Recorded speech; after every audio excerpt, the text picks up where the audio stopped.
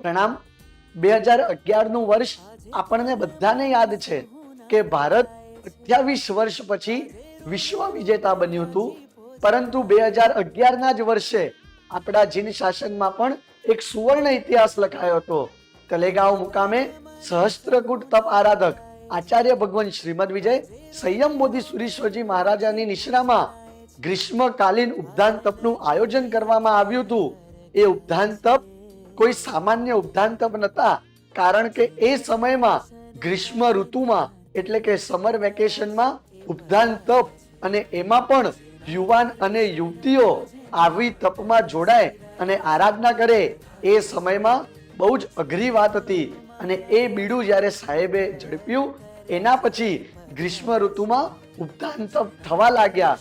માત્ર આ જ શાસન પ્રભાવના નહીં, પરંતુ આનાથી અધિક આગળ વધતા કહું તો ગિરનાર તીર્થ મુકામે શુદ્ધિકરણ અને 18 અભિષેકનું આયોજન સાહેબની નિશ્રામાં થયું, અને એ માહોલ જોઈને આચાર્ય ભગવાન શ્રીમદ વિજય ધર્મરક્ષિત સુરીશ્વરજી મહારાજાના શબ્દો હતા કે હવે એમ લાગે છે કે ગિરનાર તીર્થનું ઉત્થાન અને ગિરનાર તીર્થનો ઉદ્ધાર આવનારા દિવસોમાં ઝડપથી થવાનો છે। જૈનમ પરિવાર અમદાવાદ હોય કે સુકૃત ગ્રુપ મલાડ હોય, આવા તો અનેક શાસનના કાર્યો આચાર્ય ભગવાન શ્રીમદ વિજય સંયમ બોધિ સુરીશ્વરજી મહારાજ સાહેબ દ્વારા વર્તમાન સમયમાં ચાલી રહ્યા છે। આપણા ગુરુદેવ 12 વર્ષ પછી મુંબઈની ધન્ય ધરા પર પધારી રહ્યા છે। પધારો ગુરુદેવ, પધારો। પ્રણામ।